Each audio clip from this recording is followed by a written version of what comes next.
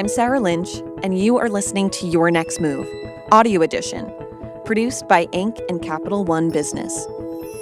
For this season, we gathered an array of conversations with entrepreneurs who made last year's Inc. 5000 list. They joined us in our Your Next Move booth at the Inc. 5000 to share lessons learned and anecdotes from building their businesses. In this episode, I talk to Lizeth Velez. She is the founder and CEO of the construction management company LJV Development. This is their first time on the Inc. 5000 list, and they landed at number 115. They're based in Boston, Massachusetts, and they specialize in transforming existing conditions and both exterior and interior renovation. I started the conversation by asking Lizeth, was there a moment you felt that liftoff and all the pieces fell into place, and you really unlocked that growth? It's been a roller coaster. I think there's been times, I would say in May of 2020 when we got our first federal contract, I cried. It was the first contract we ever get. I really thought that was the launch. It wasn't. It definitely was a lot more work and a lot more grind. And even till this day, we're just continuously grinding. I would say right now, we feel like we're almost graduated out of that survival stage and really into growth mode. And so now we're just facing new types of challenges. But obviously, at least in the last 3 years, you've seen incredible growth. You ended up really high on the list. What do you attribute that to, and what do you think you got right with the business that really led to that growth? It's interesting because I've made decisions not based on revenue. I have not made decisions based on even the bottom line. Honestly, I made decisions based on what we needed at that moment. So as I was bringing in team members, it was like, okay, well, now we need a business development person. We need more project managers, more superintendents. And so it's really like, what are the needs? And I'm a visionary. So I've also looked at, okay, what do we need 3-6 months from now, which has been kind of like those things where it's an art and a science trying to balance it, because I do feel that I've overinvested in many ways. Like we could have a better bottom line. But, at the end of the day, I would have made those investments regardless, because whether it was a software investment or actual like personal human capital investment, it's always taught us something. And so, I'm a visionary, so I'm continuously trying to innovate, and I'm continuously trying to find a way to do it. I mean, I'm in construction. We've been building since the pyramids. So, how do we do it in a leaner, more innovative way where I could survive and have the cash flow I need to continue to stay in business? I want to talk more about those investments. How do you, as a leader, decide where do I need to invest right now? Are there questions that you're continually asking yourself? It's really important for you to have a good foundation as a business. So for us, our values, our mission is we build spaces and places so that working and living is just better.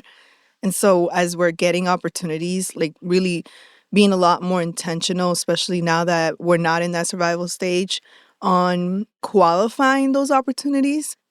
Yeah, sometimes you don't know. Like, I've invested in a CRM software. I'm not going to say which one, but I'm like literally close to just getting rid of it because it's too much for our team. Like, we don't need that kind of capacity or CRM tool. Like, it's almost too powerful for our type of business. So I would say now I'm becoming to be a little bit more analytical into making sure that, okay, whatever software we're using, or even our team members, like, are they in the right people, right seats? At the end of the day, we want people to wake up with a sense of purpose. We want people to want to work at LJV. And so, yeah, it's kind of a troubleshooting mechanism, plug and play. Yeah. Talk to me more about hiring and, like you said, identifying that true purpose connected to the company's mission. That's something that every employer would want, but can be hard to find. And, we have to ask the right questions, or I guess have the right sense about someone to know that they're right for the role and have that passion too. How do you go about finding those folks? Ooh, I would say that prior to this year, and it's for a very specific reason, which I'll tell you why. But prior to this year, I would say we did it how usually a lot of people do it, which means, so I have 5 family members that work for me. So either you're hiring family or you're hiring friends or you're just hiring people you know.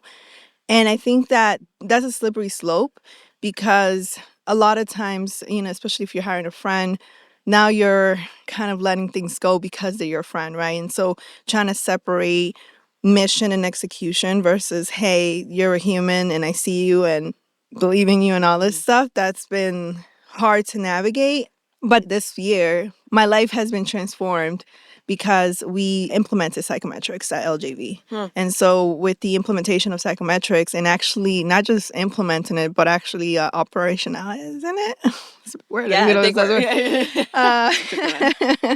We've been able to see immediate impact. We've been able to really, again, put the right person in the right seat through how they see the world, which is very different, right? It's more analytical based.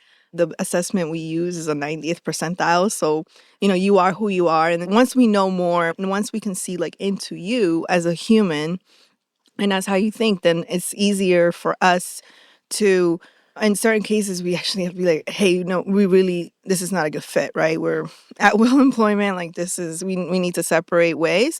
But in many other cases, it's more of like, okay, we just need to move this person here or maybe assist them with this area where maybe they're ultra creative, but they lack in the details, right? And so how do we meet people where they are and still make sure that, the business is staying afloat and that we're, keeping our clients at the forefront because at the end of the day, it's all about them.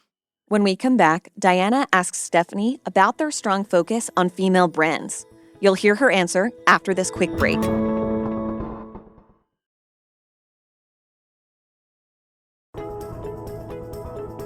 So how have you seen that focus on psychometrics impact the business? Have you seen results from that, and what have those results been? Oh, yeah, it's funny. Yesterday I was in a call with my team, and literally I said, culture index is our new love language. And the reason for that is because we're always joking around. So I'm actually here with my brother, who's also our construction finance manager. And the reason why I really only brought him, other than the cost of bank, is because, he's been with me from the very, very beginning. I'm 100% owner, but he's always just believed in the vision, believed in me as a person, and just supported me. Like, even when he was nowhere near sure whether, he's coming from a manufacturing industry. So coming into construction is very different. So with this psychometrics, I was able to see exactly how he is with autonomy, how he is with social, how he is with his patients, how he is with laws and conformity. And so it's funny because we know he's just not a social being. And so coming here, we just kept laughing, just say, hey, you got to push your B up. You got to push your B up. And so it's just this intentional, not calling somebody out in a negative way, but just saying, hey, we see you. We know you're like this, and that's all good.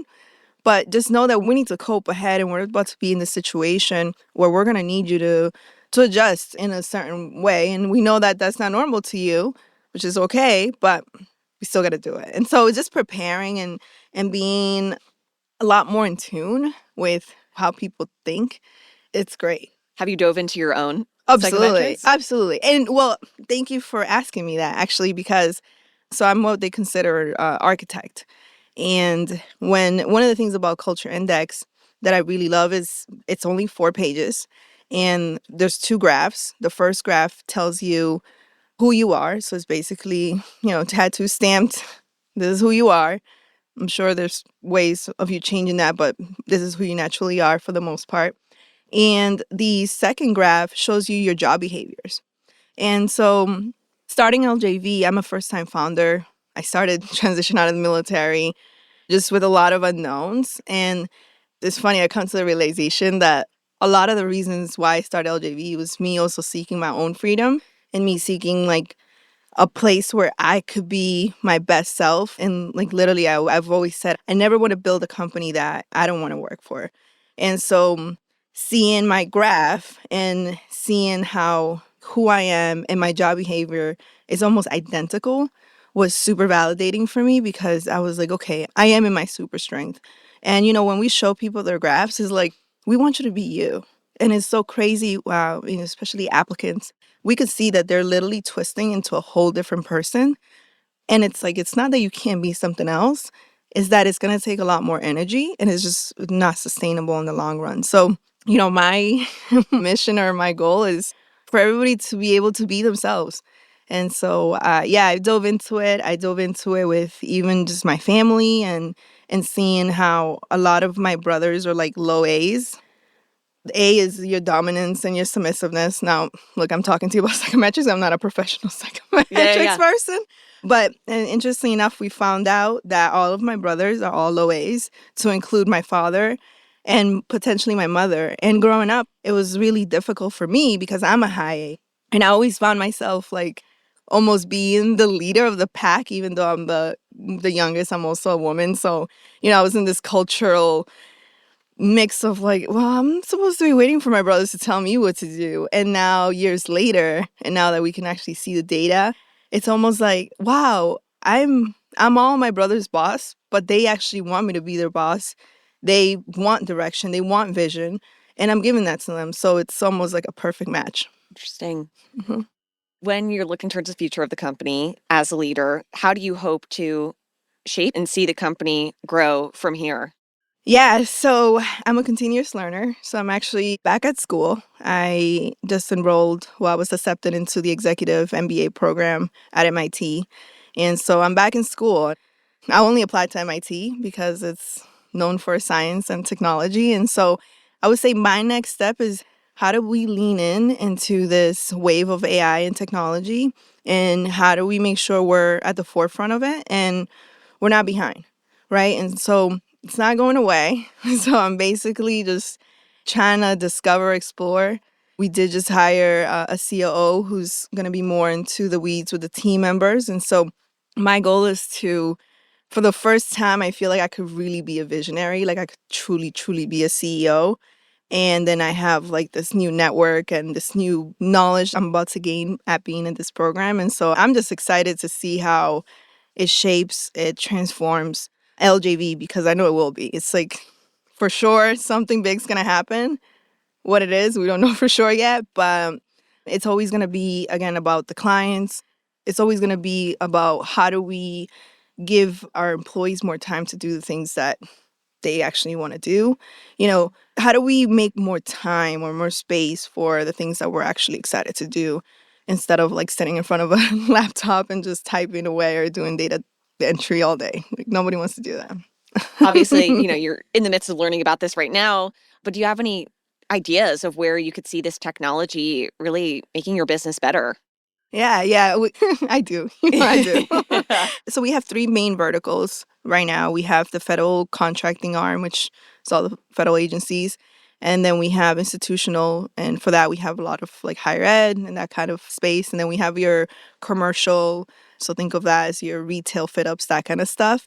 Well, this technology arm is definitely imminent. We did hire a CTO about 4 months ago, and it's starting with LJV in terms of how do we automate our processes, how do we automate our workflows. The platform is called Gorilla Ops because that was like our call sign, that was our group sign on my last deployment. And so I always think of like Gorilla Ops, you're kind of in operations and you're going hard. So I would say that if I was a queen for a day and I had a wish, I hope that hopefully in the next few months or years, we can have a fully developed software internal solution that will help us be more lenient and just be more flexible and agile. And then also, if we could bring that out to the market and help other small, especially contractors, run projects and know how to run projects, I think it would be phenomenal because we have so much construction to do. Like, there's just so much to do in the built environment that is almost scary. So if I had it my way, I'm going to make sure that we empower more people to know how to do these things so that we can have more people that are capable of doing construction out there. Lizeth, thank you so much for joining us here in the booth and for sharing your story. Yes, of course. Thank you. That's all for this episode of Your Next Move. Our producers are Blake Odom and Avery Miles. Editing and sound design by Nick Torres. Executive producer is Josh Christensen. If you haven't already, subscribe to Your Next Move on Apple Podcasts, Spotify, or wherever you listen. Your Next Move is a production of Inc. and Capital One Business.